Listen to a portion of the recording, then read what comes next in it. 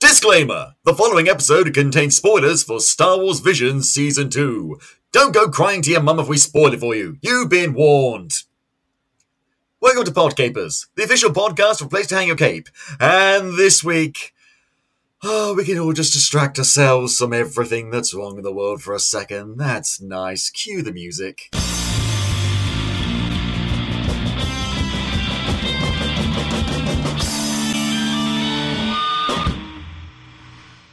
Hello there, Capers, and as I said, welcome to Podcapers, the official podcast of a place to hang your cape. My name's Scott James Merridew, and this is a show where we talk about various geek and nerd-related topics, and I'm joined each week by a very special different guest. First time on the show, it's Michael Dobbinson! How you doing, sir? Good, thank you. How are you? I'm doing very well. My voice, as Capers at home might be aware, is not fantastic. It's been a long day. It's been a long weekend for all of us, because I don't know about you, Michael, because there's a lot of stuff going on in the UK right now.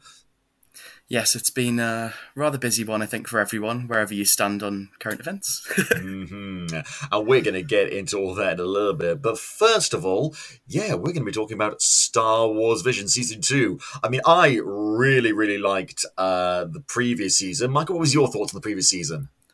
I absolutely loved it as well, to be honest. I thought it was really cool to sort of see a lot of the styles and a lot of the kind of Japanese influences that influence the whole series in general, but being sort of mixed and melded with the actual content of the Star Wars universe.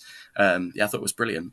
Yeah, and it makes sense. I mean, because this season is slightly different. This season of Star Wars Visions, it's not just Japanese studios, it's all sorts of studios from all over the world. We're going to run through them. But I'm glad they actually started with an anime influence, because I think that's what a lot of people are familiar with, and also Star Wars does have its roots in Japanese cinema. I think the story structure of the first film is based on the Hidden Fortress. Mm-hmm. As far as I remember, yeah.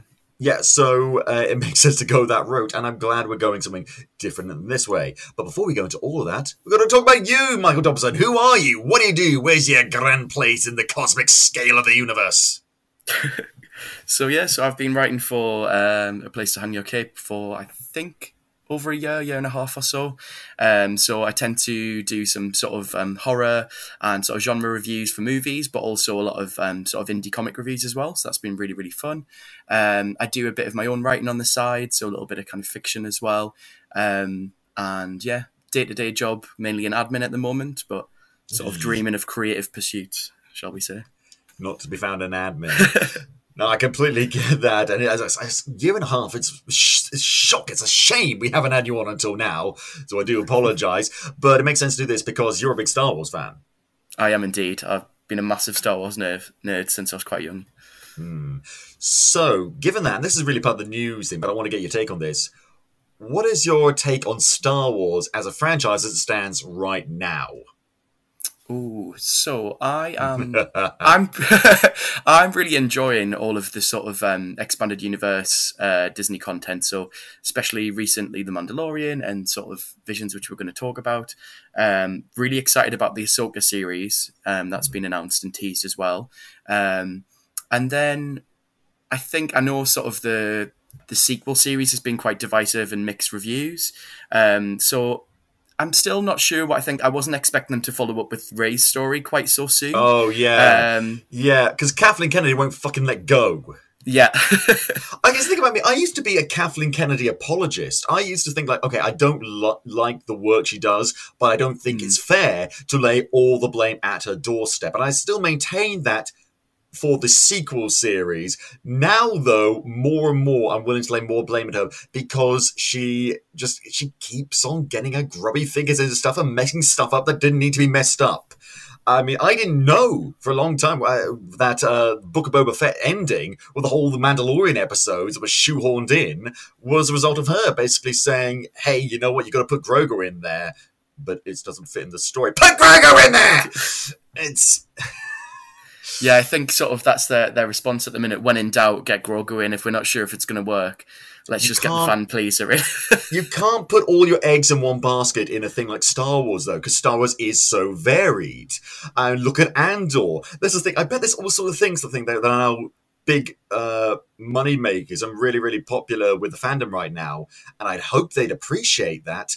But considering the fact it's come up recently that they have ignored and dismissed the concerns of George Lucas, Mark Hamill, and Tamura Morrison, I don't think they're really going to care that much about what the fans have to say and things like that. Because apparently, the thing that the words I've been hearing is it's like they don't care about the product; they just care about getting the product out there. And I get it; they're a film studio. I get it; there's a company and it's a product that they're making. But my God, Star Wars means something to them, and I think there's a lot of people who clearly don't get it that have a lot of power. A lot of people who do get it who don't have that much power, and hopefully they'll get more of that. And that has beginning to be shown with some really good projects, like, for example, The Mandalorian. Oh, season 3 was a bit mixed for some people. I enjoyed it. I thought that was pretty good considering what they had to work with. And I have just finished playing Jedi Survivor. Oh, so I haven't. So I've been waiting for it to come out, and I just haven't had the time to get stuck into it yet. So I've managed to avoid reading anything about it. What are your thoughts? Did you enjoy it? Well, without any spoilers or anything like that, I will say it's some of the most fun I've had in a Star Wars game for a long time. I really like the first game. If you like the first game, you'll like this game. There's very little added to it, but then there's very little that needed to be added to it. There's a few extra game mechanics. They streamline certain things that weren't working and heighten things that were working. It's an awful lot of fun to play. The cosmetics, my God, there's cosmetics coming up the wazoo. It's amazing. You want to make Cal look like a fucking redneck hillbilly, you can do that. If you want to make it look really cool and suave, you can do that. The story is great, the characters are great, and one or two minor nitpicks, but frankly it wasn't too bad. The thing that I found most troubling about it was there were some bugs, some game-breaking bugs. And I want to continue talking about that, and we're going to do that with the news!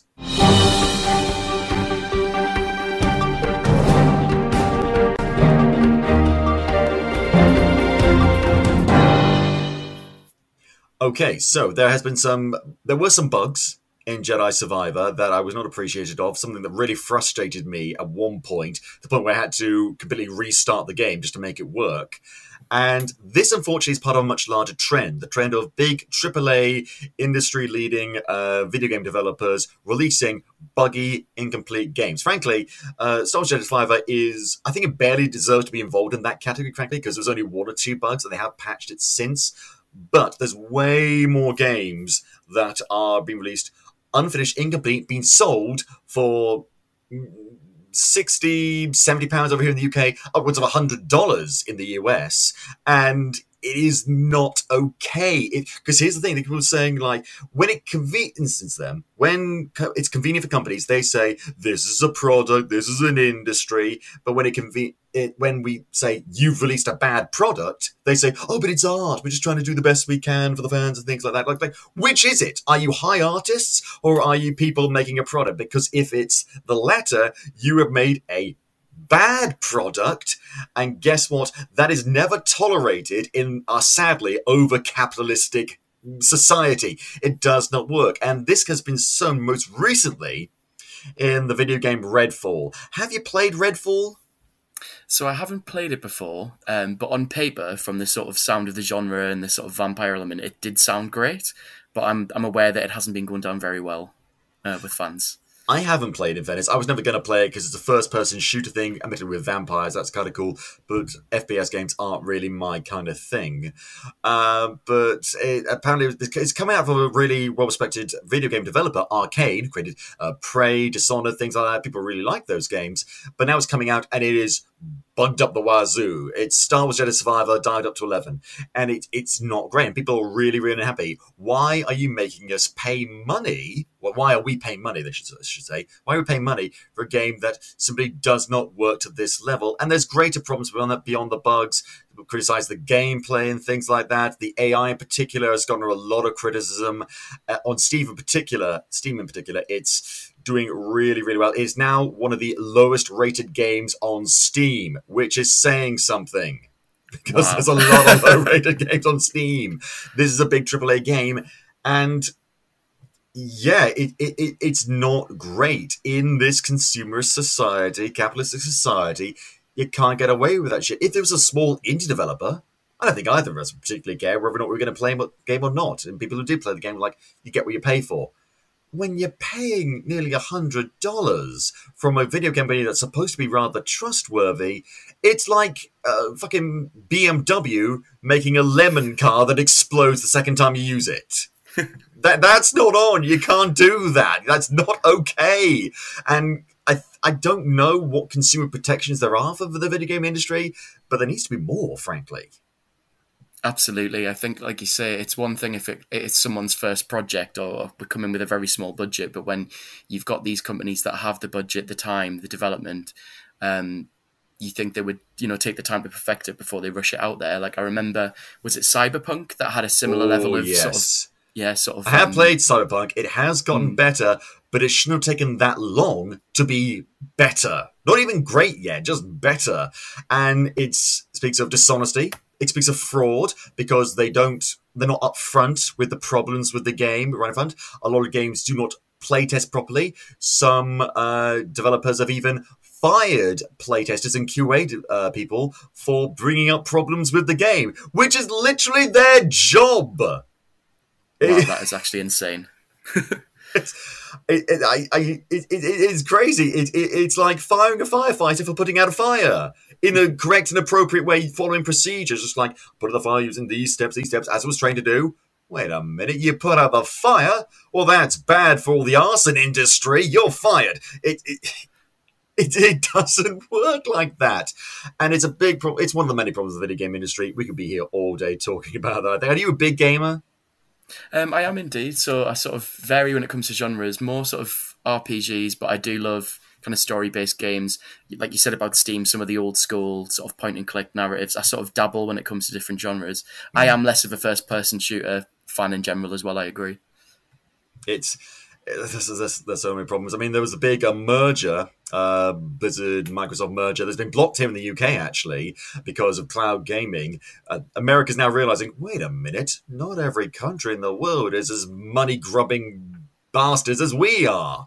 And I'm not doing wrong. There's a lot of money grubby bastards in the UK, but we kind of draw the line at putting gameplay mechanics in games that are actually just gambling, especially when they're targeted towards children, cloud gaming, microtransactions, things like that. We're not big fans. So, game developers, take note. If you need more time in the game, that's fine. We say, oh, we've got deadlines. Motherfucker, deadlines are abstract creatures. You can change a deadline, unless it's like the deadline, we need to get the heart to this patient by this time period, or the heart will no longer be viable and the patient will die. That's the only time a deadline, literal deadline, is ever anything less than abstract. Video game, you can delay it as how long as you like, and that's what Cyberpunk actually did. They kept on delaying it. Most of the time we were fine with that. People got a little bit pissy, but then I guess they felt like they were running out of time and they just released it in an unfinished state. You can't do that. We will not pay money for incomplete products. Again, going back to the car metaphor, it's like a car analogy. It's like delivering a car without a steering wheel. It's like, oh, we'll add that later. Motherfucker, add that now. It's essential. And what is also essential is it's just this brings up again. The gaming industry is a big problem with unfair labor standards, crunch, things like that, and that's been prevalent in not just the video game industry, but lots of industries, including other parts of the entertainment industry. And that's why in America now there is a strike going on. The Writers Guild of America strike is ongoing. It's been going on since the beginning of the month, and a lot of people who work on shows and things like that, like a lot of talk show hosts have come out and said, this is important, this is necessary, we fully stand behind our writers. That's great. Some of the big companies have been less than cuddly about it. Disney and HBO, two big corporate conglomerates that are always kind to the people who work for them, have basically said, hey, showrunners, you're not technically part of the WGA, so you need to get back to work. It's like, oh, but it's okay, because you're not going to get fined by the WGA by going back to work, even though they're standing with the people who work under them. And things like that. They basically say, get back to work, da-da-da-da. And there has been pushback to the strikes. I mean, my God, in the UK right now, I feel like there's a strike every other week now. Absolutely. If it's not, I mean, and understandably in a lot of these sort of industries, so like you say, when it comes to teachers, when it comes to nurses, doctors, a lot of rail strikes in particular. So I live in London, and there's been a lot. But as you say, with the writers' strike situation, from what I've been reading, there has been a lot of sort of very very Palpatine level of behind the scenes of, like you say, oh, you're not technically this, so we can get you doing some editing, or we can get you doing some, set stuff, when they're trying to, like you say, take a step back and actually support the rest of their team. Yeah, because they don't care about the people who work for them. People who make the stuff happen, whether it be important writers or even nuts and bolts sort of grunt work writing sort of thing like that. They just again, going back to Disney, they just want to get the product out there. They don't care about what state it's in. They just want to get it out there. And fine, you want to get the product out, fine. Pay proper fucking wages. Give proper reasonable hours and proper benefits and things like that. And this is why organised labour is so fucking important. And in fact, Disney have sent a letter to the showrunners asking to come back, and I'm going to read an excerpt for you now, and I'm going to do it in the voice of Mickey Mouse. We want specifically to reiterate to you as showrunner or other writer-producer that you are not excused from performing your duties as a showrunner and or producer on your series. They literally write and/or. So this is clearly very personal, corporate tech speaks. Produce on your series as a result of the WA strike. Your customer service agreement with studio requires that you perform your showrunner and or producing duties, even if the WA attempts to fire you performing such services during the strike. Your duties as a showrunner and or producer are not excused, suspended, or terminated unless you are so notified in writing by the studio. Studio intends to stay in production during the WA strike, and we are legally entitled to do so. So, what do we get from that? Like you say, legal loopholes, get back to work, we don't care. And it just, for me, this speaks to naivete.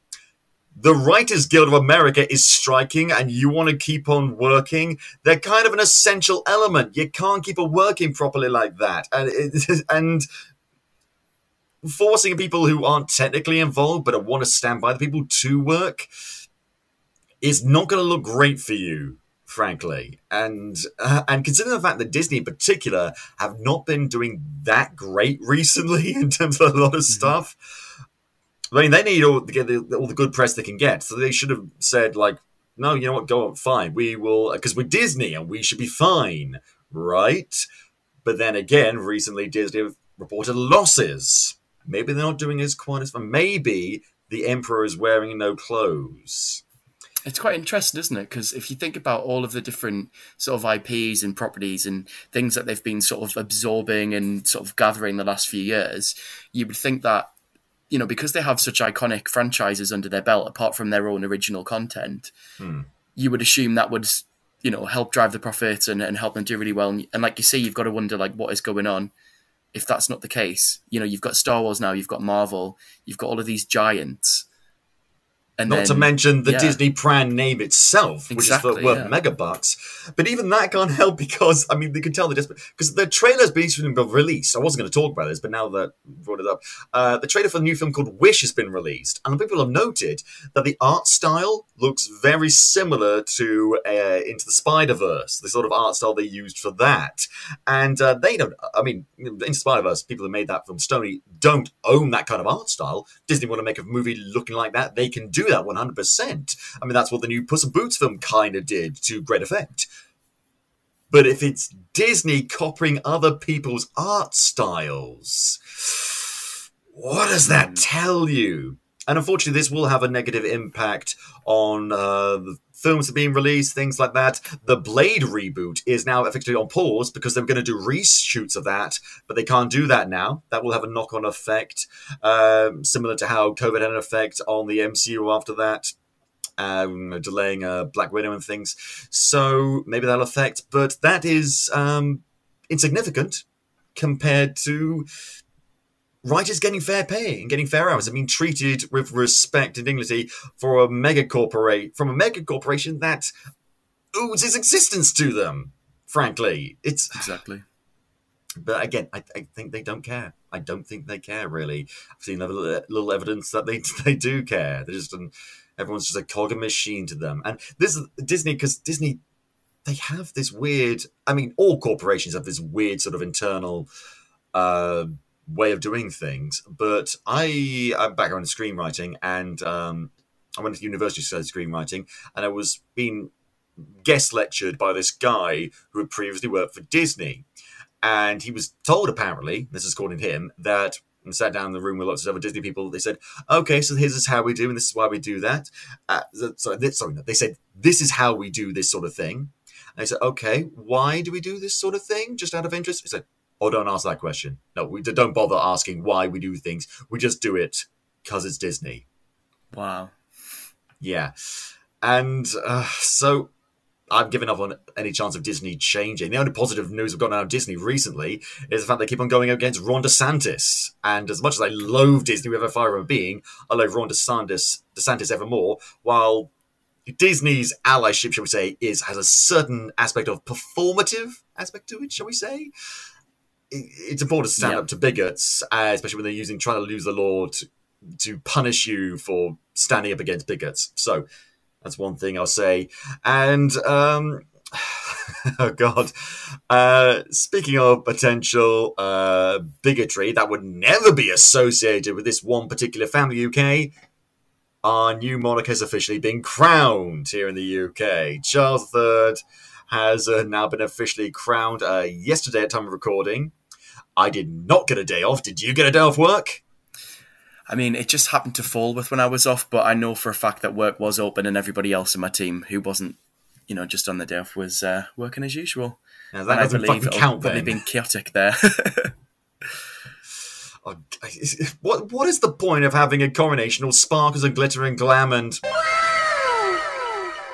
If you can't fucking get a day off work. Riot. There was protests up here in Edinburgh, blocking up some of our buses, actually, because the people don't fucking want a monarchy. Can't say I blame them. I mean, the Queen's funeral had more sense of jubilation than this right now. And not because people were angry with the Queen, but because we were just celebrating her life. So... oh dear, it's going to be interesting to see what happens next. I don't think there's any big controversy about the day itself, other than, people are starving, but now man's got a very shiny hat.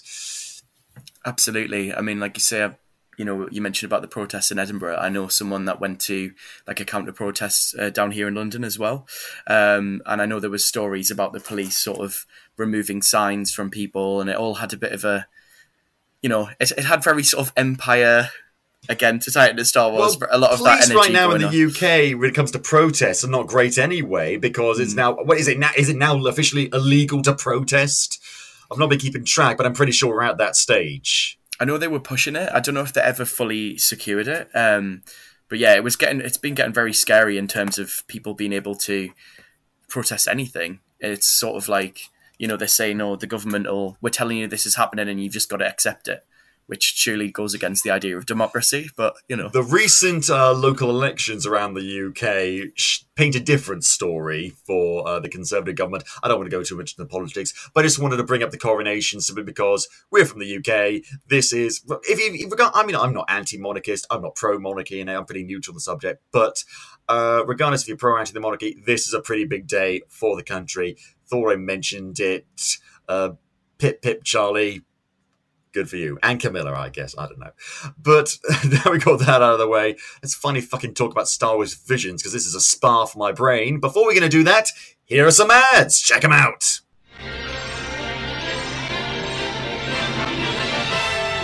And now we're pleased to bring you our feature presentation.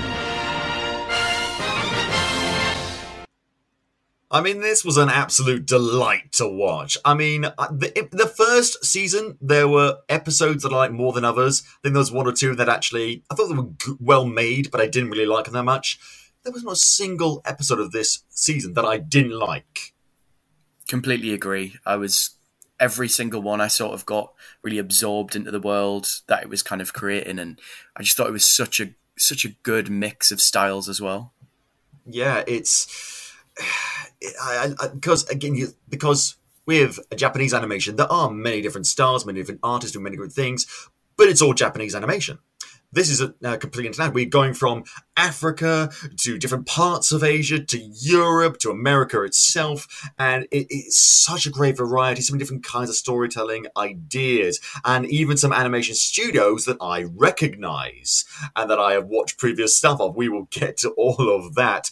We're just going to go in order, I think. Let's start with the very first episode, titled Sith, directed by Rodrigo Blas. I'm going to mispronounce a lot of names in this. I apologize in advance. But it's animated by the studio El Guri. It's a Spanish studio. And starring Ursula Corbero and Luis Tosar.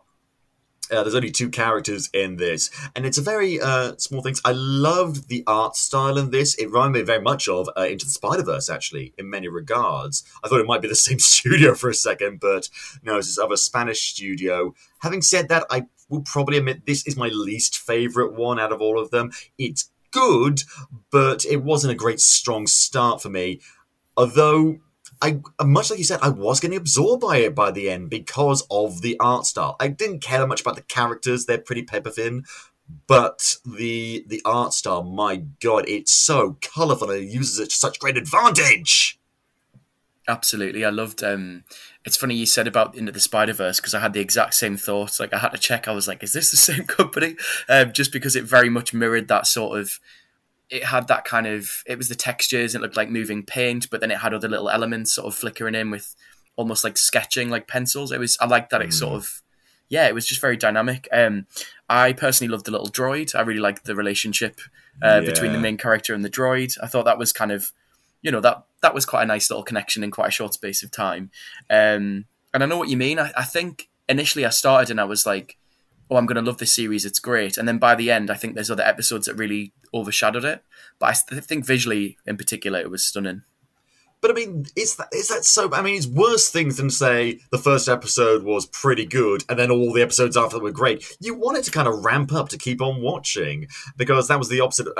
In the first season, a lot of good episodes to start off with, then it kind of dropped a bit, then it went back up, and by the end, I was like, okay, that last episode wasn't great. I barely remember the last episode of the last season, but this one, all of them was very firmly entrenched in my mind, and this was a very strong start, at least visually. And it's very interesting to say about the nature of the Force. One thing I don't like about Star Wars is how it's too quick to portray the light side and the dark side as simple good versus evil. The light side and the dark side, at least from my perspective, are tools. It's how you use them.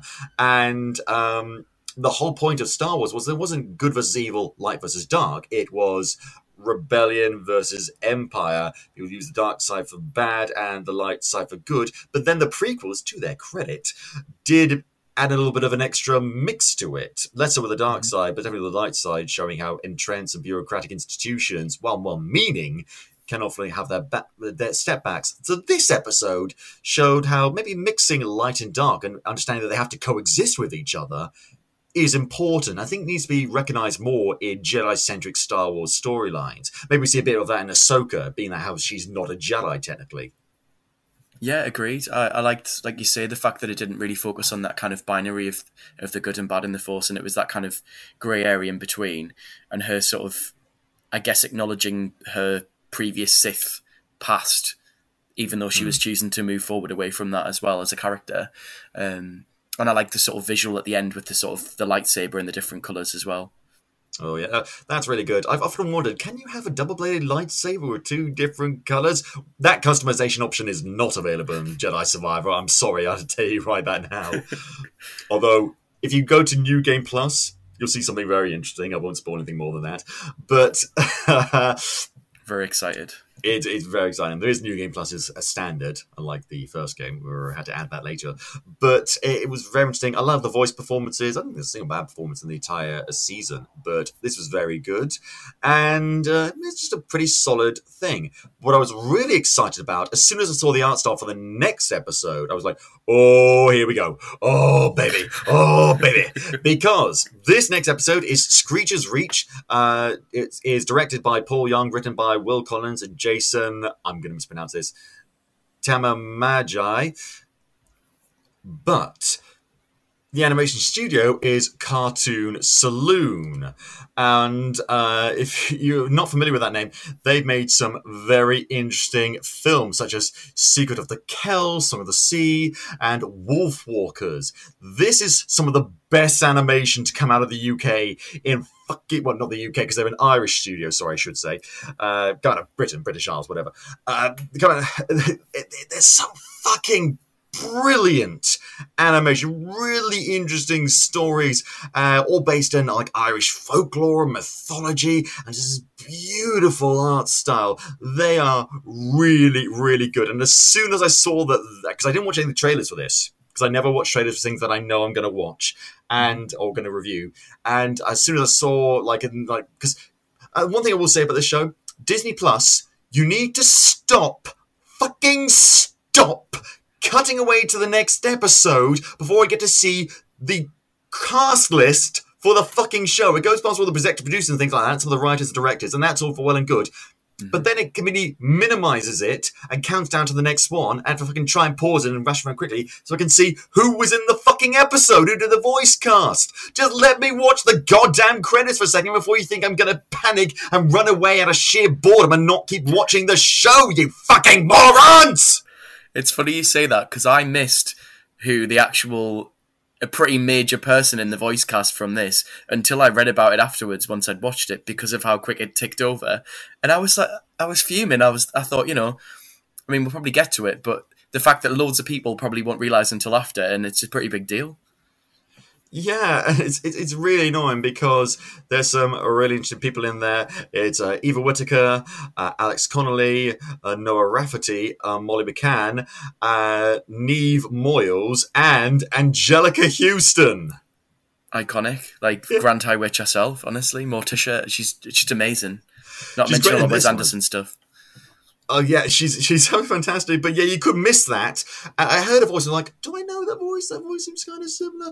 But that's why I like to look at the credits. Look at it's with live action. I don't really need to do that. But with animation, unless you're going to do the whole X-ray thing like it is in Amazon Prime, I want to watch the credits and just stop cutting away immediately. I don't know if there's a way to disable that or something, but I'm going to try and fucking find a way, because not just this show but other shows, it's really irritating me, and I just want to. They don't do it in The Mandalorian. They let you watch all the artwork and things like that, all the great theme plays. Let me do that here as well. Fucking hell. But anyway, Screecher's Reach. I wasn't sure what to make of it at first because I love the art style, but the story. Then I realized, it's slow build up, very interesting. But basically, there's this bunch of kids and they work in this space factory sort of thing, and they decide, fuck this, we're going to go to a place called Screecher's Reach. Ooh, that's an ominous name.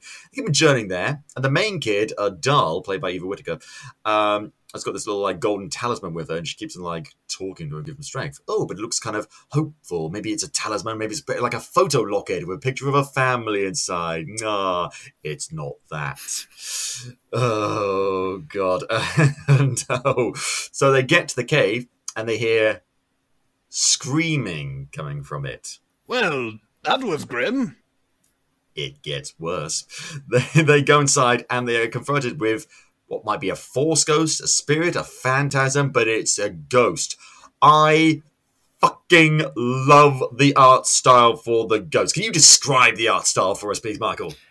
It's very sort of, I don't know how to explain. It's very raw, lots of rough lines, and sort of, she looks very spectral and very scary, actually. And I agreed, as soon as it got to that section, I was like, oh, this is getting quite, it's going more on the horror side of things. Yeah, it's almost like a banshee or some sort of, phantom, like you said.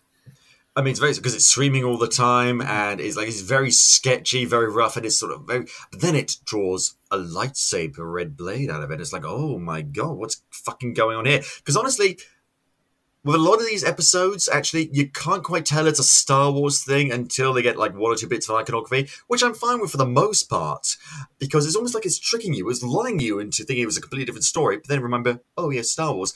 But they don't shy away from it either. They lull you into a sense of false security, and then boom, the trap is closed. And this trap is when Dahl sends her friends away. And I love the voice acting for all of them. I really love that, especially for Alex Connolly of Baython. I like his design in general. It's not exactly the most photorealistic style. It's far from it, but he kind of looks like a real person. He looks like people I know. So.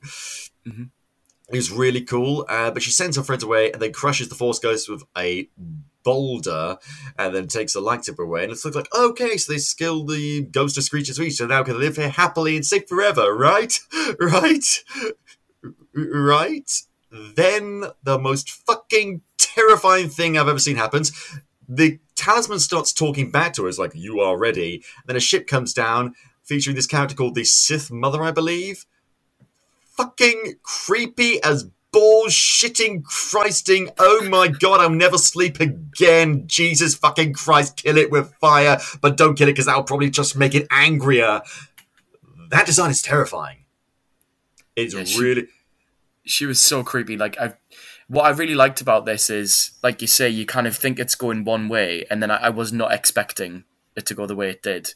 And it was almost like that little twist of her being guided by that sort of Sith. Let me put it this way. The ghost we see, I thought she was going to be a terrifying thing, but there's a lot of sound and fury and noise, like a wild animal almost. And the Sith Mother does virtually nothing. She just kind of stands there. She looks fucking creepy as fuck, but she does nothing and just talks kind of normally, a little bit. Angela Houston's a very good voice actor, clearly for this sort of thing, but that's the thing, she does nothing. She's just standing there, menacingly! It's... I wish I had that. It's... Let me put it this way. There's this story, comic book sort of thing written by Neil Gaiman with this great art of like a retelling of Snow White from the perspective of like evil queen, but she's like the good person, and it turns out Snow White is actually this creepy vampire child. Have you ever seen that? No, I've not, but that sounds definitely up my street, 100%. I highly recommend you see it because the artistry for Snow White is very similar to the Sith Mother, the much smaller version. Just like, she just kind of stands there in the artwork, and she's described as not doing much. And if you ever look at it, if you Google Neil Gaiman Snow White Vampire, doing it. If I want you to do that right now, Mike, you can do that right now, and we're going to get your live reaction on this, because fucking hell, that's one of the most terrifying stories I've ever seen. I'm not a horror guy. I'm the cowardly custard, wouldn't eat the mustard. Oh, wow. So, yeah. Bloody hell, yeah, she is creepy as hell. Can you see what I'm getting at with the Sith Mother, yeah, though? The similarities? 100%. It's that sort of blank, sort of that white face and that sort of almost this sense of power, but without this menace, but without, like you say, necessarily, without grand gestures or necessarily saying much, but just sort of quietly, creepily, sort of giving out that energy. But you think, oh, maybe they're pulling a trick on us. Maybe they're friendly. Hey, can I bring my friends with me? No.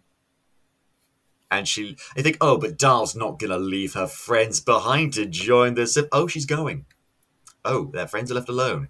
And she's clearly sorry about it, but she's clearly going to go to the dark side with the creepy Sith Mother. And they're flying away, and I have this empty fucking knot in my stomach. My God, this episode was great. Yeah, I loved it. Like you say, I completely didn't see it going that way. And I think because of the voice acting of the sort of children and the characters as well, they all seemed, like you say, very innocent, but also you could tell that they were going through sort of, they had poverty and sort of, how do I say, sort of, you could tell they'd gone through a lot of hardships, and you can get the idea that their years. Yeah, and that she was going to take this sort of way out to better herself. But the fact that you choose to go off with the Sith is like next level. But if it's the thing when you're a young child, you face so much hardship, and the choice between someone who is creepy as fucking evil but wants to give you power, and people that take your power away from you, even if they're some of them are technically your friends. For a young person, what kind of choice would that be? Maybe, and you understand the lure and the temptation. I want to see. I kind of do and don't want to see a sequel to this, where we see what happens to Dahl much later on. Oh God! But it's probably some of the best animation from a subjective standpoint. From because I really have a soft spot for this studio. They're really, really good, and God, it's really fascinating. Unfortunately, we got a little bit of similarities between the characters of I think it was Quinn and the character in this next episode, Koten, I think it was. Yeah, but well, basically, there's a young character in the Screecher's Reach episode, another young character who's like, hey, we need to do things, let's go things, yada, yada, yada. And it was a bit of similarity for me. I didn't really like the young person character in this next episode, but I love the episode in general. So let's talk about that. It's called In the Stars, directed by Gabriel Osorio and written by the same person and done by Punk Robot. Now, Punk Robot are a studio from Chile. They're a Chilean studio, and I'm not familiar with lots of Chilean animation, but this is really cool. The animation style was really, really nice. I just didn't like this one character, Koten, because she was the classic sort of child. We need to do the right thing. I have the power, man. But she kept on having to be rescued. It was kind of infuriating. Good animation, though, and great voice work, and all the other characters I really like. It's Koten, played by Valentina Mur, Tichina, played by Julia Ovidio, an officer played by Amparo Nagura, and the main officer played by Kate Dickie, who we may know from Game of Thrones, multiple other projects. She's a big actor over here in Scotland, where I live. I've actually worked with her on a short film once before. And wow, she's really cool. She's really cool. She's really lovely and a fantastic actor. And she was great at this. At first I was like Kate Dickie? Oh, yes, it is. And so this is an episode where basically the Empire has come to this planet and they've mined all its resources, but they've got these two characters and they have used this thing like this, these flowers or something or other, that is illuminated by starlight and things like that. They used to create the stories. Their mum stood up against the Empire using the Force, but she died. And now they're just trying to survive and steal water from this Empire processing facility. But the little kid keeps getting involved and keeps getting annoying. You know what she is? She's fucking Webby from the original DuckTales. Not new DuckTales, original DuckTales. That's who she is. Annoying and superfluous. She does keep getting them into like sticky situations and like that. I know exactly what you mean. I was sort of like, I was getting annoyed because it was kind of, yeah, she, like you could see like the older sister at one point, you thought she's on it, she's doing the mission, she's fine. And you think the alarm goes off and you think, oh, of course she's messed something up again. It's the other one. Yeah. And she keeps on getting, she goes like, I have the power, I'm strong now. 2 seconds later, captured. Like it's kind of annoying. I don't think it was intentional. A lot of people here, and it does lead to a really cool climax where they use the power together to stop the Empire and liberate the planet, and it's really cool, and the animation is great, and I did like the part that focused on the older sister, and it was really cool. But every once in a while, this one character who shouldn't be annoying, but is, just pops up and says, "Hello there." Did not ask you to be hello there. Did not ask you. Go away. But it was a good episode. It's not this one small nitpick. Honestly, it was a good episode. It did win me over by the end, but just saying something. It's got a character, because I like the characters fine in Sith, but I just didn't feel any great connection to them. Here, I've had a great connection to the younger sister character. I hated her, but but if I still like the episode, despite that, that speaks volumes of this animation, this studio, and the episodes having the direction and the writing. Hate is a strong word, frankly. I didn't mind her that much. It's just I've seen so many characters like her, and there's other characters kind of similar to her that have done so much better in other episodes in the season. Yeah, so, I think as well, like you were saying about the animation style of it, I thought it was stunning, especially sort of just the texture of like the way you said about the water and everything when that was sort of flowing, and it just looked beautiful. And then even the way they did, like you said, there was the sort of the flowers or the mushrooms or whatever it was that sort of illuminated and gave that sort of, you know, the substance she was painting with. I just thought it was really almost sort of like magical. It was beautiful. Yeah, and they use different art styles in the sort of... It reminded me a little bit, and this is the most unfair comparison in the world. You remember that film, was it Into the Water? No. It was this fucking awful M. Night Shyamalan film with... what's her face? Redheaded actor who's not Amy Adams. Jessica Chastain. Was like all these people about like these like siren people who create like stories. The character's neighbor story, and it's the most pretentious bit of wankery you've ever seen in your life. But like the beginning has this sort of animated sort of intro describing like the legend or the lore of these creatures that are in here. In the water, I can't remember. It rings a bell, but I don't think I ever watched it. Paul Giamatti's in it. He's like the one good thing in it. It's truly, truly horrible. And do you know how horrible it is? Side tangent. M. Night Shyamalan cameos in it, as he does in quite a few of his films. But in this, he is portrayed as an author, a writer, who's one day going to write a book that's going to be so powerful and so impactful that it'll inspire someone to be president and make the best president that's ever lived in America. But because the ideas are so radical and revolutionary, the author will be murdered because of it. Like this is a prophecy that's been told to him, and it's like, well, I'm going to do it anyway because I just want to do the right thing. And he cast himself in this role. Wow. I mean, I don't know if God complex is a bit too far, but there's it's almost that level.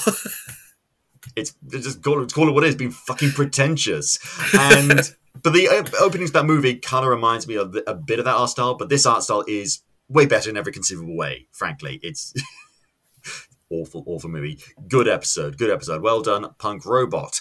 And then it's the next episode. I'm not saying this is the best episode, but it is a personal favorite because it's made by one of my favorite studios of all time that we both, I'm assuming, grew up watching, Aardman. Wallace and Gromit, Chicken Run, Flushed Away, Adventure Pirates, Creature Comforts. All these great things are made by Aardman. The episode directed by Magdalena Osinka, the story is by her, and the teleplay is by Holly Walsh and Barunka O'Shaughnessy. Aardman is a British animated studio, and they use stop motion, plasticine sort of things, and they are absolutely great. I did not expect them to do this, but I did see a clip, I saw a brief clip of Star Wars Visions, and I saw that one of the things was clearly Aardman. I just thought, okay, either someone is copying Aardman's style or Aardman is doing something Star Wars related. Either way, I don't care. I am fucking in! I was the same. I watched it, and it was about 30 seconds into it, and I started thinking, is this Aardman? Is it? And I had to check it, but I was so excited. You should know, because they give you the name of the studio right at the beginning of the episode. I know. Clearly I wasn't focusing properly, but... And then I heard the northern accents on the characters, and I was like, yep, it is. Because Aardman almost exclusively try and use people native for England, people who use their regional accents. I think one of the few exceptions to that was when they cast Mel Gibson in Chicken Run, but then that was an American character, so I'll give that a pass. And they use the same people in this episode. So... Kalina Kalfus, the mum character, is played by Maxine Peake, who's a mainstay in British television, from sitcoms to dramas and things like that. She's been in Dinner Ladies, Shameless, Silk, and many other things. She's fantastic. Charintha Chadran plays a daughter who's called Annie. Not sure what to make about that. Another character played by Daisy Haggard, often seen in the UK comedy circuit. BB Cave. They got Dennis Lawson back to play Wedge Antilles. One thing I noticed about all these episodes from all Star Wars Visions, it's very rare they get actual, the original characters from Star Wars in. It's usually all just original characters to the episodes. I think this is the first instance of someone doing something like that. Yeah, it was pretty impressive. I wasn't expecting that at all. And he's kind of funny. He just does things like, "Hi, I'm Wedge Antilles. Welcome to Family Fun Day," and things like that. And I think it's just cool. Still a better cameo than what he had in Rise of Skywalker. Just saying. Yeah, just 100%. Saying. And I also think it doesn't say in the credits, and it doesn't say on this. I don't know if it went uncredited, but I'm pretty sure one character is played by Josh Widdicombe. Oh, really? Yeah, you know one of the alien creatures that's friends of Annie. Talking about the short one, not the Wookiee, the other one. Oh, yeah, it could be. If it's not Josh Widdicombe, it sounds an awful lot like Josh Widdicombe. Josh Widdicombe is a comedian here from the UK who's on the great television show The Last Leg. Look up clips from that on YouTube. It's fucking hilarious. But he's got a very distinctive voice, and it sounded a lot like him. But I've not seen any evidence that he's been in the episode. He's not credited, unfortunately. But I wouldn't be surprised if he was in it. And basically, there's a flight academy formed for new pilots, and one of these races they have for the flight academy is Family Fun Day, where pilots race with their families on board their ships. Weird. But there's this Twi'lek character named Annie, who is kind of embarrassed by her mum, who's a bit of an inventor, a bit of an oddball, and classic sort of family dynamic sort of thing. And she doesn't really want to participate in the phrase because she's embarrassed of her mum, but she's sort of egged onto by accident happenstance and the snotty, bratty, no, I'm so much better than you, classmate of hers whose mum looks and acts exactly the same as her. And I will say this is probably the funniest out of all the Star Wars Visions episodes ever, because it's R-Men and they mainly do comedies. Yeah, it was hilarious. I love that they had sort of almost Darth Vader helmet hair as well, like the two of them, sort of yes, I matching as well. It's oh god, it's there's a lot of background growths. Because R-Men is full of Easter eggs and background jokes in all of their movies. The robot cooker from Wallace and Gromit, A Grand Day Out, appears in the background at one point during the episode. It's stuff like that. It's funny. It's cool. I kind of want to see more. Like, I don't know why, but for some reason, Aardman's style works really well with Wookiees. I don't know why. Maybe because they're pretty good at doing like creature comforts, like animals that aren't exactly anthropomorphized.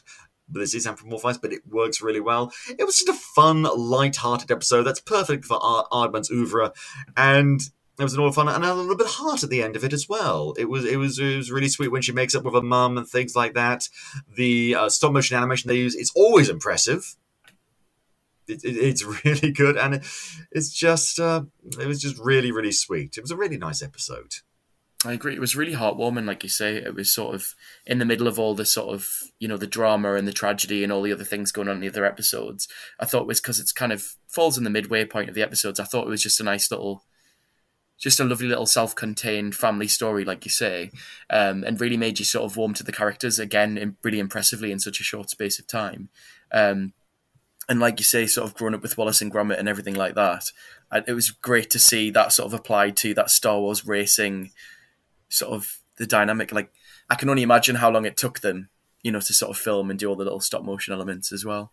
It's a painstaking process. Even something as short as 15 minutes can take weeks, if not months, to complete. Probably maybe not months, but certainly weeks. Aardman has been doing this for a long time. They've really refined the process. I'm just glad they're out of the fun from DreamWorks. Because do you know what happened behind the scenes with them and DreamWorks? For this particular first No, just in general. Because they made a deal with DreamWorks to get more of the films out there, and the first one was flushed away because their studio burned down, unfortunately. They had to resort to CGI, and that went pretty well. But then they wanted to go back to plasticine models, and they wanted to do Wallace and Gromit, the Curse of the Were-Rabbit. DreamWorks, the American company, whom I usually am quite fond of, were not receptive to a lot of their ideas. They kept on trying to interfere in very stupid ways, like really nonsensical ways. Like, they wanted to recast Wallace. Instead of Peter Sallis, the great comedic legend, they wanted to recast him and have the voice work be done by I am not joking, Tom Cruise. That is sacrilege, I'm sorry. Like, no. I think I would have gone and protested the movie launch if that was the case. Fuck this shit, I'm out. I would have been right there with you.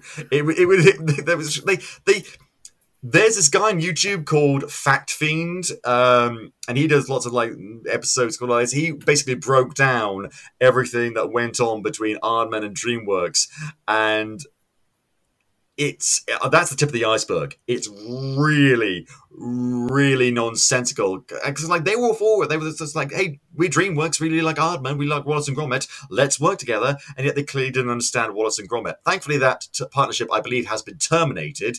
I think it was a mutual thing. They both realised, yeah, this is not working because you're idiots. No, we're not idiots. Yes, you are. And so... So thankfully not doing that anymore, and I really hope I'm going to make more films. The last film I saw of them was Early Man, which didn't have a great reception and didn't have a great box office return, unfortunately. Maybe because I thought it was going to be a fun caveman movie, and instead it was about fucking Manchester United. It was about football. I was like, okay, that's not what I signed up for, but all right. No, Did you not know that? I might give that one a miss then. No, I remember seeing some stuff about it, but I'm not the biggest football fan, so it doesn't sound like it'd be my... football isn't the problem with it, because I don't like football at all, and I watch Ted Lasso all the time. It's great. But it's just like, it wasn't quite up to their usual standard. It wasn't bad by any stretch of the imagination, but I'm just hoping we see more from them in the future. Bring back Creature Comforts. I watch that show, absolutely. Fucking Spitting Image can get rebooted. Why not that? That's only episode 4, though, where we've got quite a few more to go through. Before we do anything, let's have some more ads. Check them out. Next episode, episode 5, Journey to the Dark Head, which is a stupid title.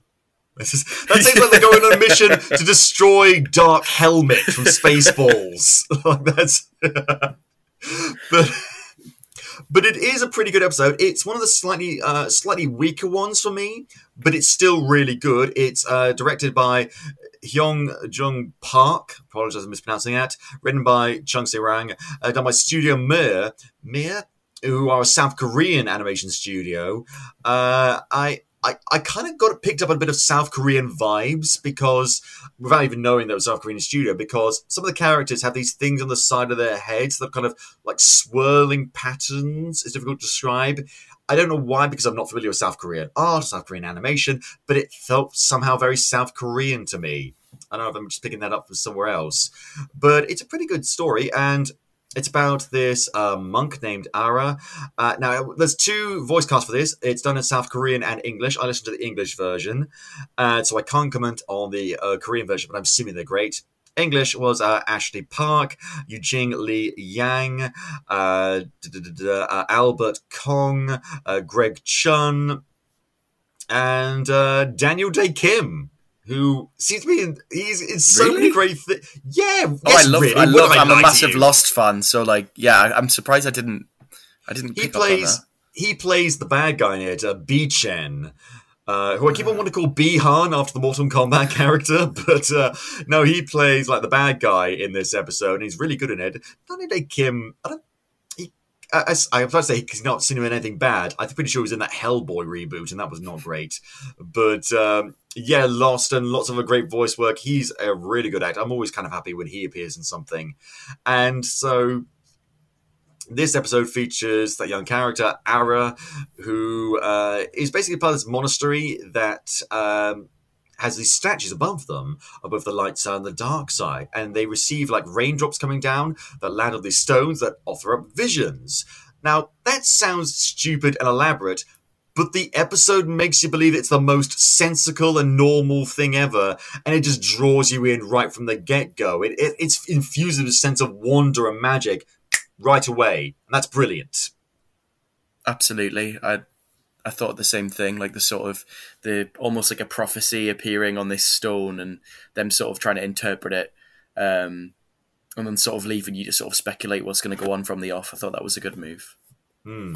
But the head monk person is just like, oh, Ara, you can't, you clearly have not got your prophecy powers all in line or something like that because you can't see the stone properly. But she's like, I feel like something bad is going to happen. So he goes behind his back and contacts the Jedi and get a little council scene with a few people on there. It's pretty cool. And then they get assigned a Jedi to go with her to destroy the head. You don't get a good look at the head until much later. I thought it was going to be like Jebediah Springfield statue sort of thing, one whop of the lightsaber and it's off. No, it's a massive fucking, like, not even Easter Island. Massive statue, like Mount Rushmore level size. So it's going to be a big difficult. I thought like, oh, is the Jedi just going to lock it up with his lightsaber? Why do you need all this tech to go with it? No, you need all the tech. But the Jedi is a guy named Tool who lost his master at the hand of the Sith Lord B Chen, leaving quite traumatized. And he's doing training, he's not doing so well. But then he gets assigned to this mission with Ara, and they keep on bickering with each other like pretty straight way. And I'm just like, oh, for heaven's sakes, just kiss, you moron! Yeah, it's that kind of vibe. But in fairness, they don't focus on that. They get to the planet. The other monks are gone for some reason. I don't know why. But B Chen is there. Big fighting happens. The fight scene is gorgeously animated. Really impressive. Yeah. And it does what any good Star Wars fight should do. It has them talking throughout. I mean, because like people point at Duel of the Fates in the first episode 1, and they're like, "Oh, this is like the height of Star Wars choreography." I'm like, no, it's very well choreographed, but there's no dialogue exchange. We don't learn anything about Obi-Wan, Qui-Gon, or Darth Maul. He's pretty much just silent, and it's just like you can tell they're just actors like going through very well choreographed, very well staged, very well acted motions. There's no emotion through it, and thankfully they got a bit better than that as those movies went on. But this gets it right straight out of the gate. And even Bichan, he's got like this like lightsaber whip sort of thing. That's really cool.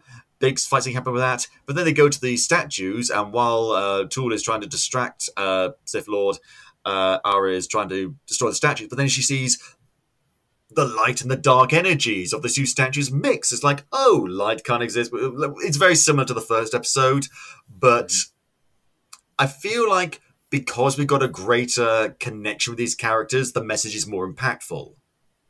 Absolutely. I think here, like you said, in the first one, it was very like they gave you the general gist of it, but with this, they gave you a bit of a context and a bit of.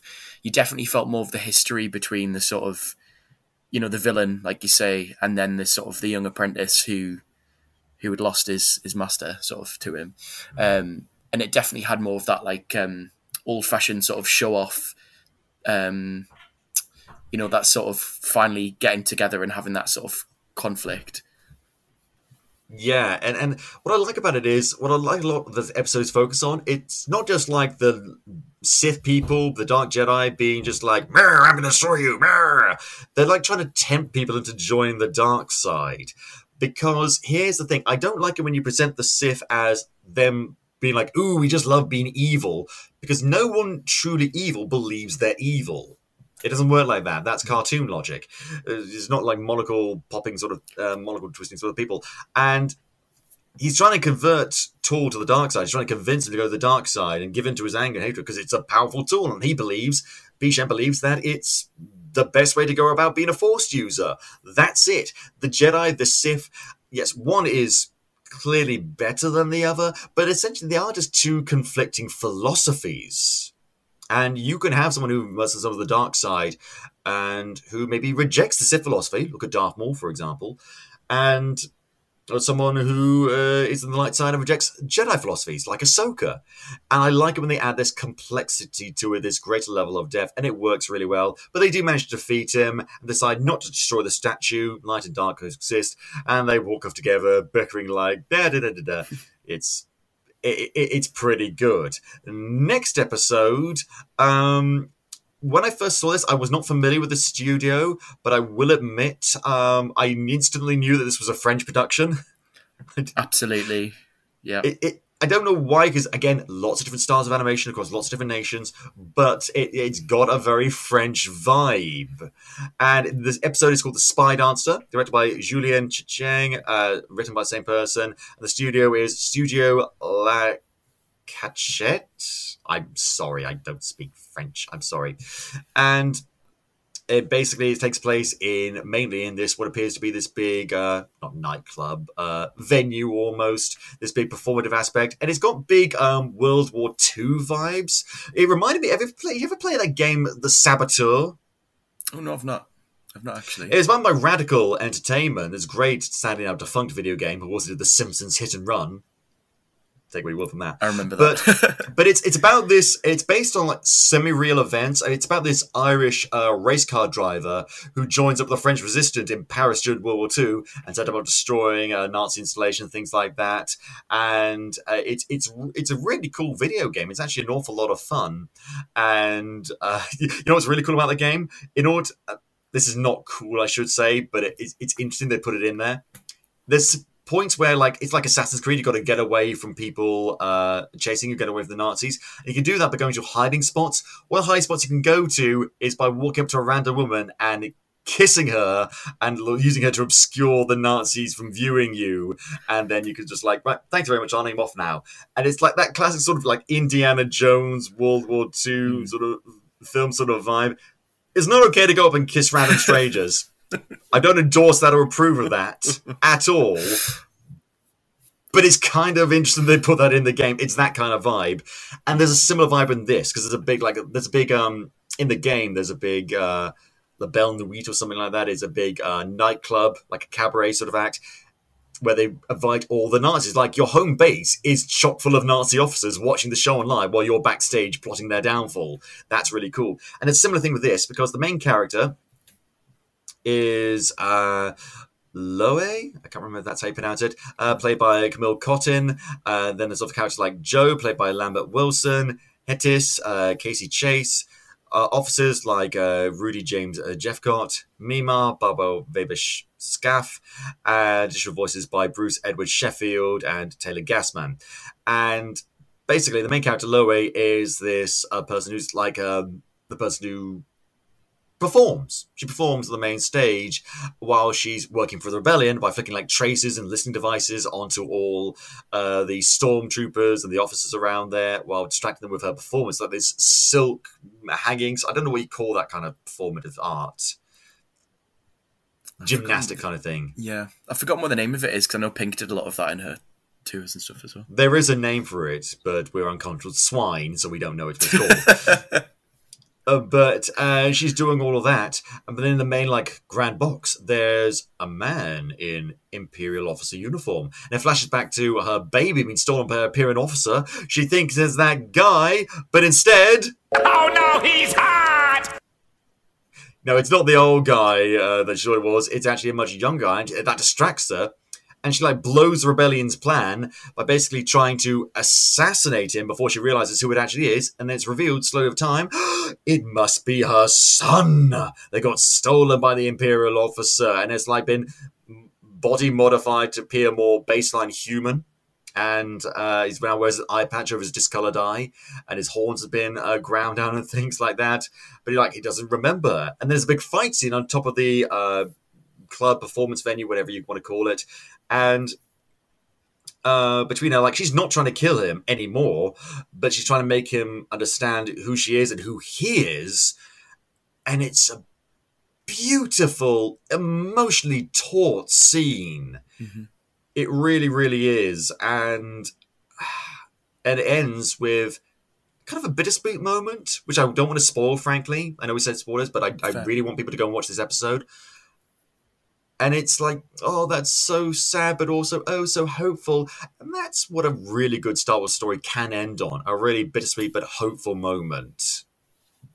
I thought this whole episode was really beautiful, like you say, sort of from the, like, sort of Art Nouveau, the font at the beginning, the title sequence. Yeah. And then I got the same, like you said, it felt very much like sort of during occupied France, World War II and all that kind of stuff. And then just even the movement, like, I love anything that kind of incorporates sort of dance and combat as well. But I just love that the way that she's sort of spinning around and flipping all of the fabric around. And then she's also, like you say, sort of putting these tracking devices, but like taking out some of the stormtroopers. And it was just very, I thought it was quite unique. I mean, each of them are quite unique in their own way, but I thought this one very much had its, very distinctive kind of flavour to it. Because there's like Venn diagrams, I guess you could say, with some of the other ones, but there's a little bit of crossover. No Venn diagram here. There is no other Star Wars Vision episode that is like this one. That's not to say the others aren't good or even better. This is just the one that feels, I don't know, this is, you can't really say this because it makes no sense. This is the one that's the most unique. It's really cool. And I'm not a huge fan of French animation, but I really do respect it. There's a lot of great French animation out there. The Belleville triplets, I think, is one that is really popular. It was going around the world for a little while. And there was another one with like a mouse and a bear. I can't remember. I can picture it in my head, but yeah, I can't. Something.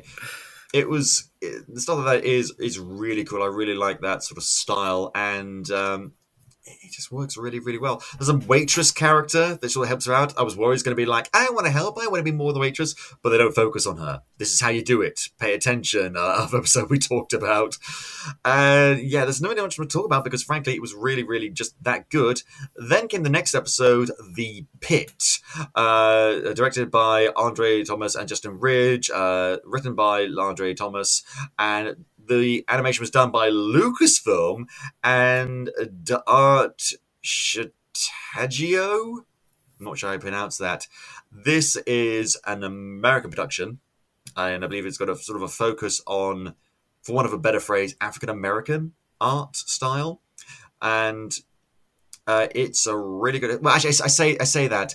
The Art Shitajo are sort of a Japanese-based company, but it's... And that's the vein that I took away from it. It helps the fact that it's got some really great voice actors in it.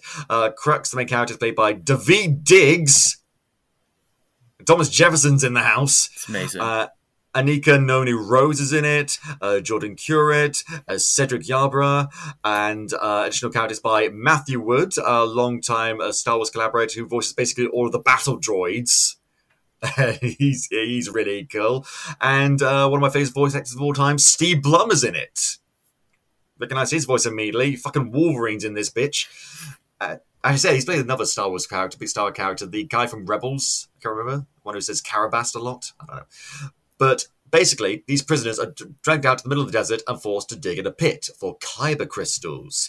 And eventually they dig so far down and they hit the bedrock.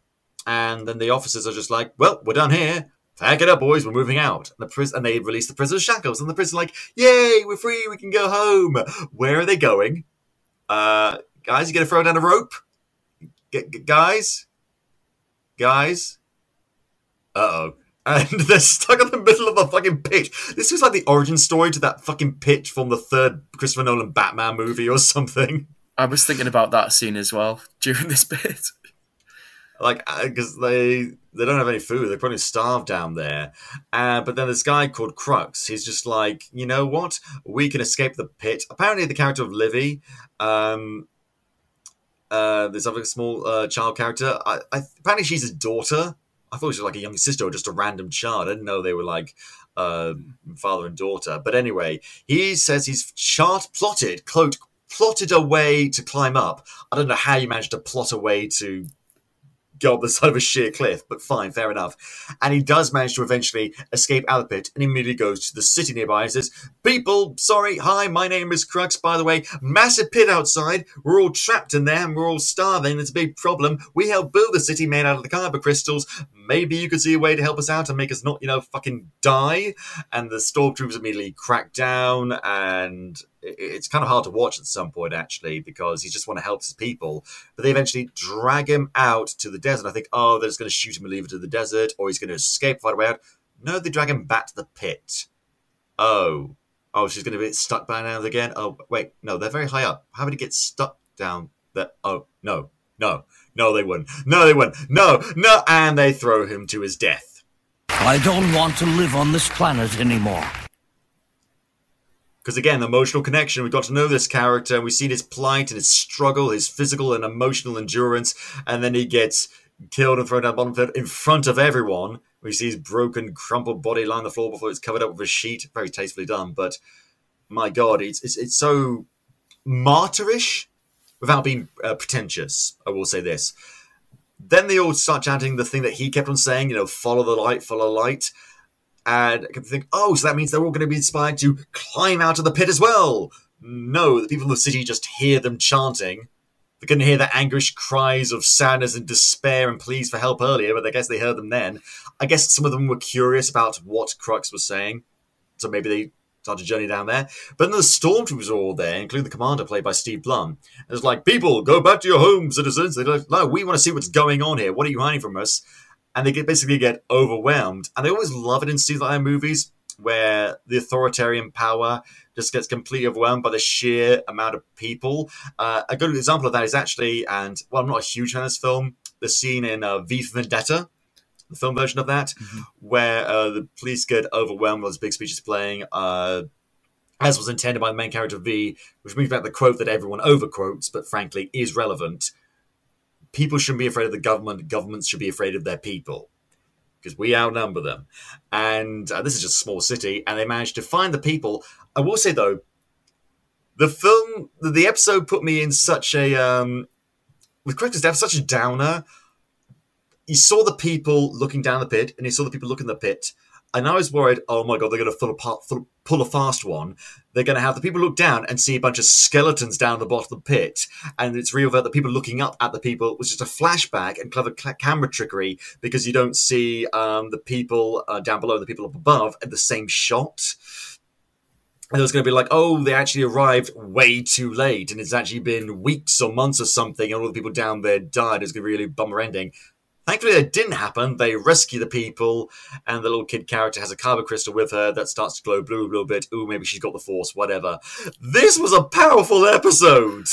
Yeah, it was quite dark, wasn't it? Like you said, like, I wasn't expecting, you know, like you said, that whole martyr thing and the sacrifice.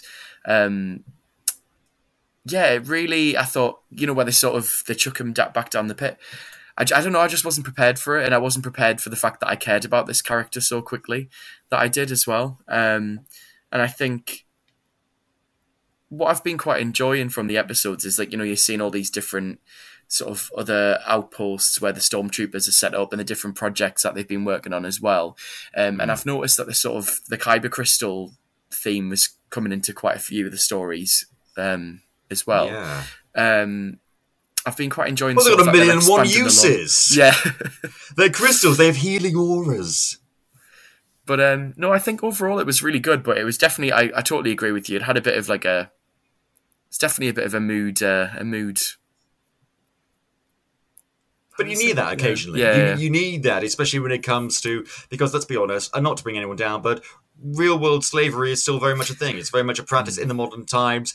Closer to home than you think. It's a problem here in the UK. It's a problem in the US. You think it doesn't affect your countries just for like backwater third world countries? No. Where there's greedy people looking to exploit people, like we mentioned at the beginning with the unions and things like that, it can be an absolute problem. Almost about as problem as skipping over an episode, which I just did. Sorry, I got my notes here and I scrolled too far.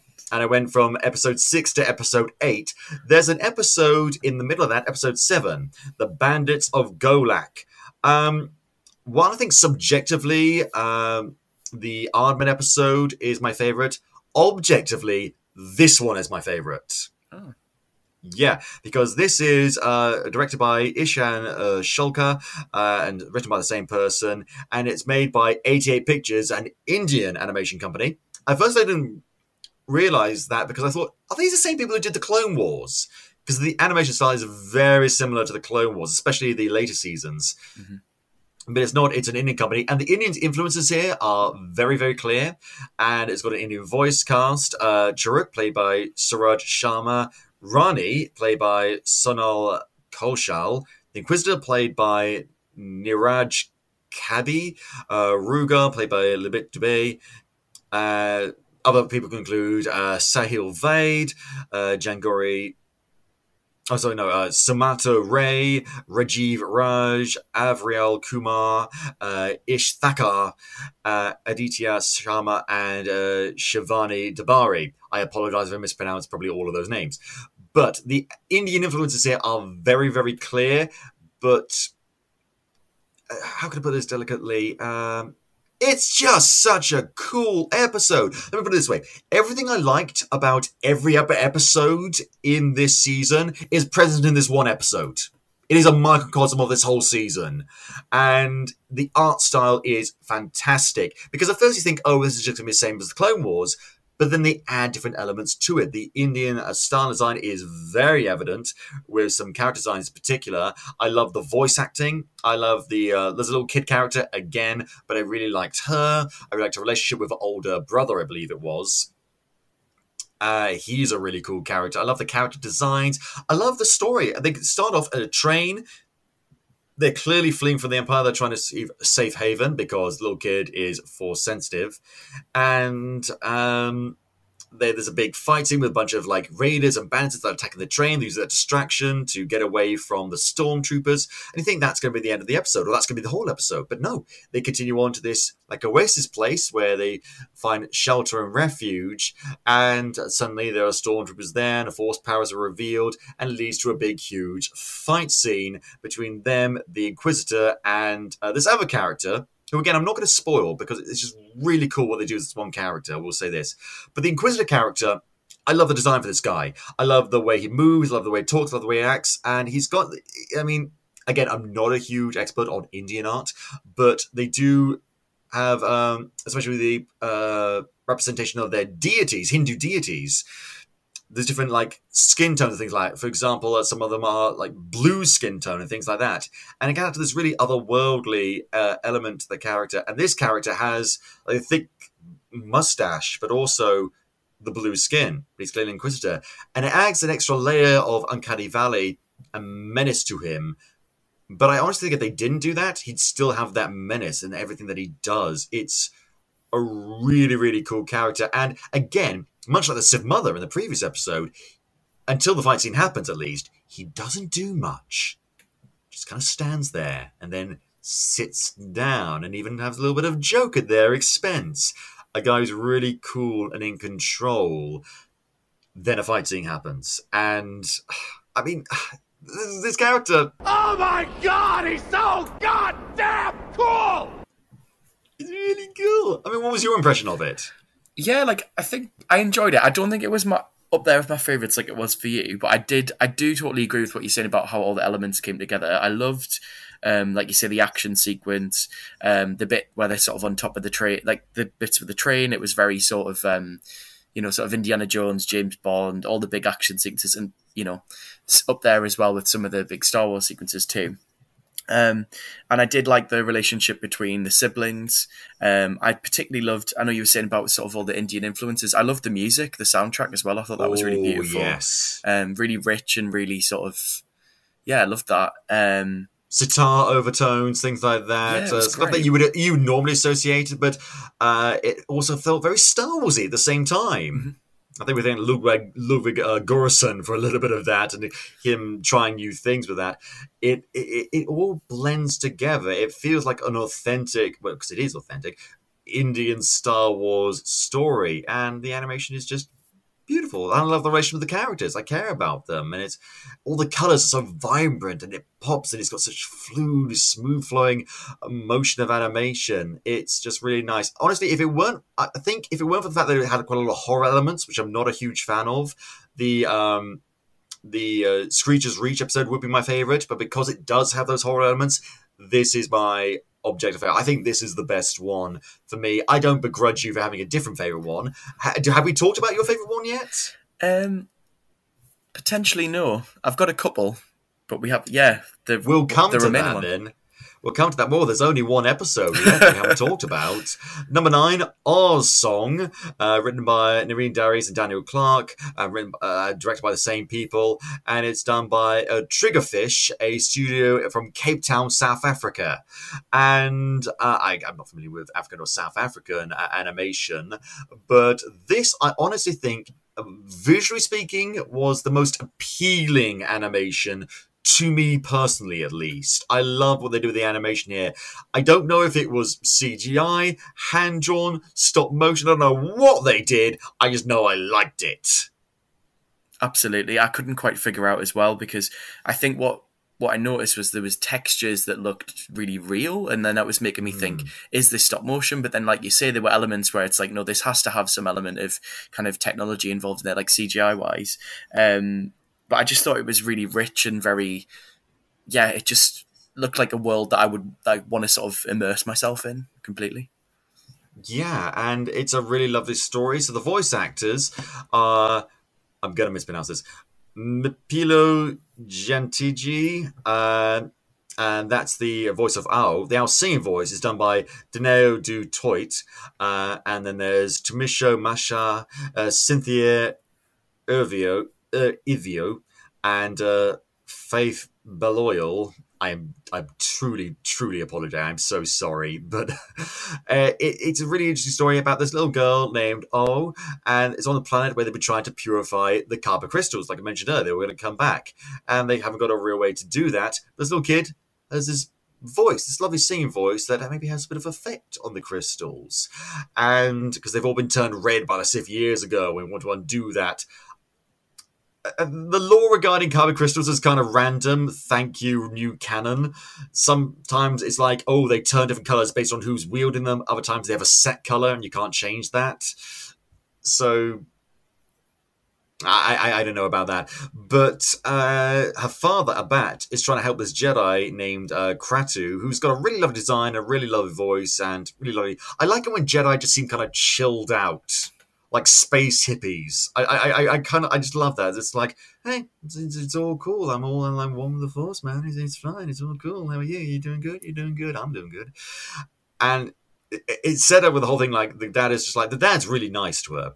They got a really lovely vibe with each other, but he says, like, remember, don't crowd the Jedi, don't talk to the Jedi, just, like, give her the space. They're just like, it's fine. It's good, it's cool. It's fine, man. It's all good. And then later on, of course, Jedi, I like when Jedi seem all chill, but then the fight happens, and it's like... the power of love is bullshit. Power of swords and violence. That's where the money is. We do get a bit of that later. But this little kid has just too much curiosity in her. Again, like I said, similar to other characters, but she's the main focus now. She's not drawing focus on other more interesting characters. She's the focus, and so that works for me. And goes to mind and sees all these red crystals because the singing keeps on echoing back to her, is drawing her in. It's like the crystals almost want to be healed. And that's never confirmed, by the way. That's just something that I just picked up from her. That's what I love about it. There's so many different interpretations you can make from this. And then it leads to a big scene where she's trying to turn all the crystals clear and pure again. I fucking love the animation for this. It has to be for the bit where she heals the crystals is the singular best bit of animation for me personally in the whole fucking season. Agreed. Like, that. The whole thing with the music and her singing and that sort of... It was really ethereal and really beautiful, and just visually, like you say, it was stunning. I think that's what really pushed this one for me up there with my favourites. Absolutely.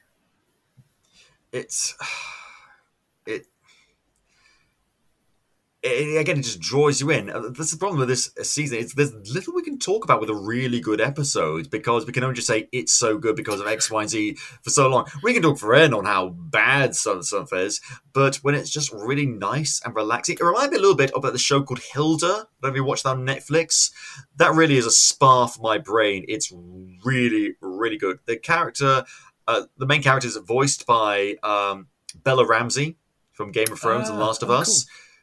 And it's a really, really, really good show. It's a kid's show, but I don't fucking care. I'm 31. I'll watch whatever the fuck I want. Thank you very much.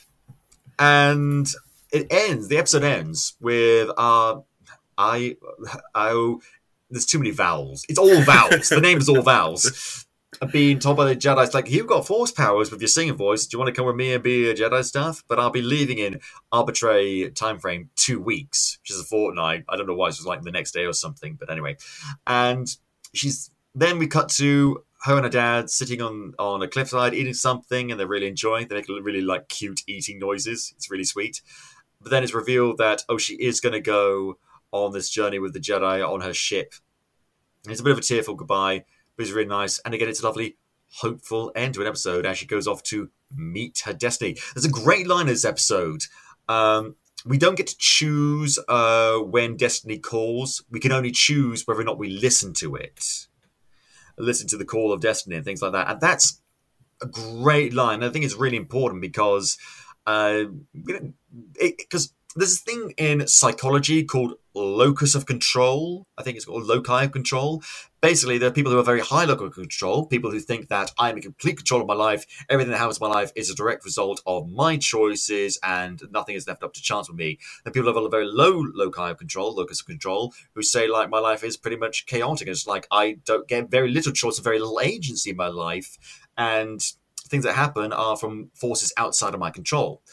And I personally believe, and you are free to disagree with me if you want to, that the most healthy individuals have a balanced locus of control. You think, like, there's many things that I can control and many things that I cannot.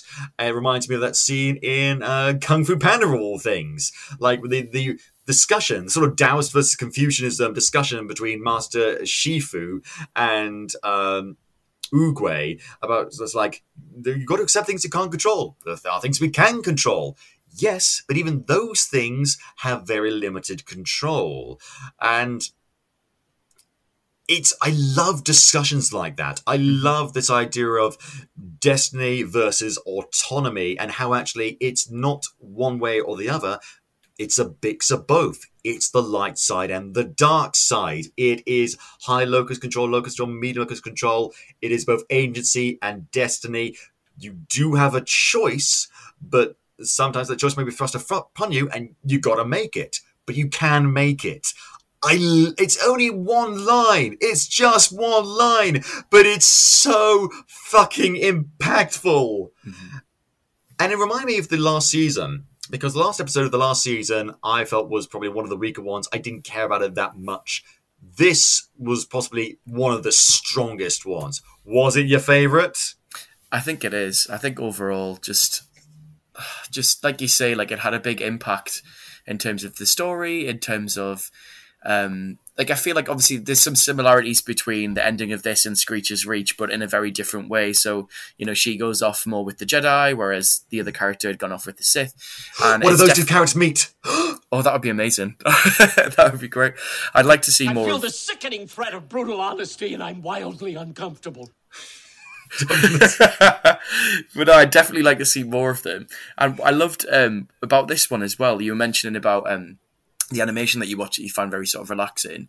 Some of the sound mixing in this, I found almost very sort of had that ASMR effect, like sort of at the beginning when it was all very calm and the wind blowing through the grass and sort of all of the sound effects was just very ambient. And yeah, I don't know what it is about it. There is, it all works together because, like you mentioned, the music. And you're absolutely right about that. But that works well with the world. It's a very peaceful-looking world. It's a very beautiful and serene-looking world. I don't know where they took inspiration from that, but it again reminds me a little bit of Kung Fu Panda, like the Valley of Peace where they live.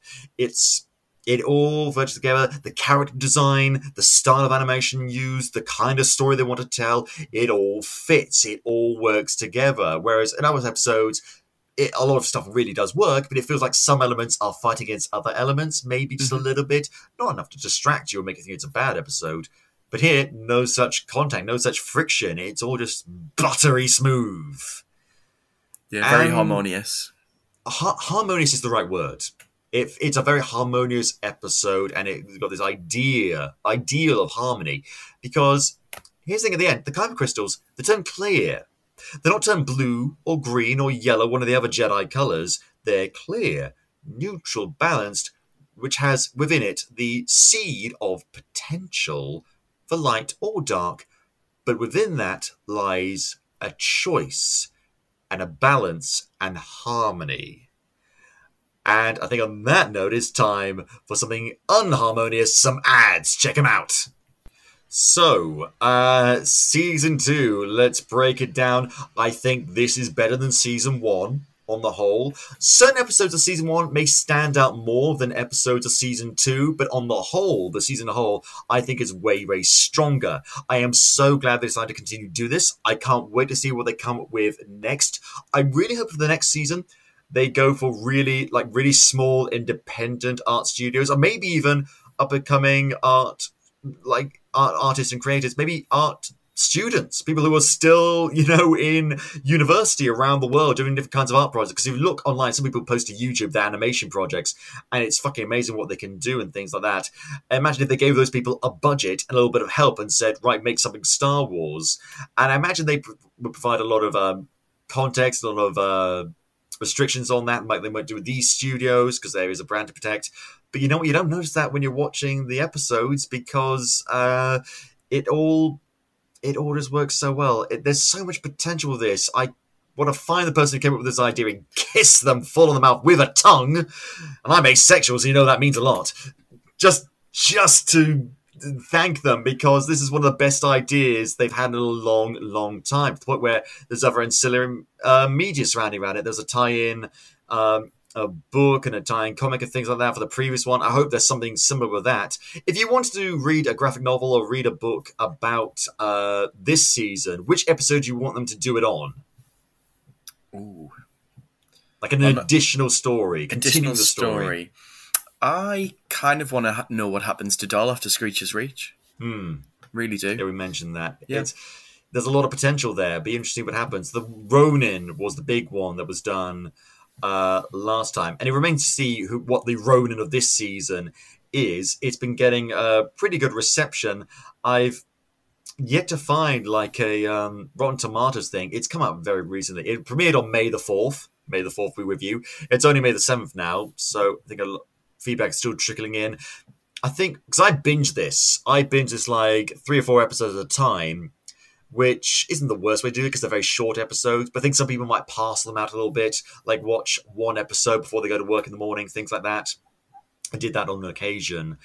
And because they're relatively short, between, including credits, 15 and 20 minutes, which is a great length for short films of this style, because it gives you just enough time. It's interesting to be interesting to see how people make of this, because a lot of people are talking about it. It's getting pretty good reception. I've not looked at a lot of reception, though, because as much as I like this episode, I want to look at it kind of blind. And on the Wikipedia page, they still got the reception for the first season, but not the second season. So hopefully we see something like that soon. But I think we don't need to see the Rotten Tomatoes score to know that this is a good fucking season. It was great, honestly. Like, I'd happily watch it through again. Like I say, I binged quite a lot of it as well, but I'll probably go back and sort of, watch them one by one and sort of space it out again. Yeah, and what I like about it is that you can do a little bit of rewatchability. Going back to Aardman, that's what I liked about some of the earlier Wallace and Gromit shorts, was because that you can rewatch them quite regularly, actually, because even though you're familiar with the story and there's not a lot of story to go around, you always notice things in the background you didn't see before, things like that. And it's easy for me as a reviewer, frankly, because it means there's not too much of a time scale. Because I go and watch a movie twice always for reviews like this, but I can do that for this.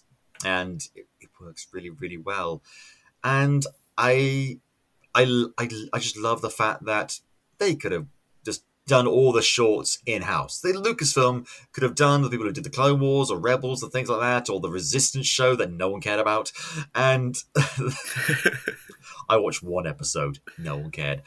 But they didn't. They chose, let's expand it out to people. Let's broaden people's horizons. Let's try new things. Because they know that the fans are familiar with Japanese animation. Maybe they've got fans, and they know they've got fans all over the world. You saw our reception to Aardman, of all people, doing a Star Wars episode. Imagine what it would be for a South Korean person or an Indian person or someone from Cape Town watching an episode done in the art style or the animation done by a studio from where they live, from that part of the world. It's impactful. It's important. Representation matters. And this way, it works really well, as well as just presenting different styles of artistic expression. Do you have any final thoughts for me, Michael, about this great season? 100% agree. Like, I just think hopefully they'll do more of it, and hopefully they'll keep expanding, like you say, in terms of the different cultures that they represent. And then, yeah, hopefully, as you say, supporting all of those independent creators as well. But hopefully they do more of this type of project in general. I would love to see more of it. Absolutely. Because that's the great thing about Star Wars, it lends itself to variety. It's based on varied source material, from the Legend of King Arthur to the Hidden Fortress to Flash fucking Gordon. And that's the problem with more modern Star Wars, is that they feel like they have to be constrained. We have to make it seem as similar to what it was before. And beyond mild aesthetics, you don't even have to do that much. You can do variety and still seem authentically Star Wars. All these stories do just that. So there's no reason why a film, a major motion picture, can't do that as well. We like to see variety. We like to see the influence from other cultures and things like that. And a variety of performers. It'll be very interesting to see what they do with that. I can't wait to see Ahsoka, the Acolyte, things like that. I like that in Jedi Survivor. There's still hope.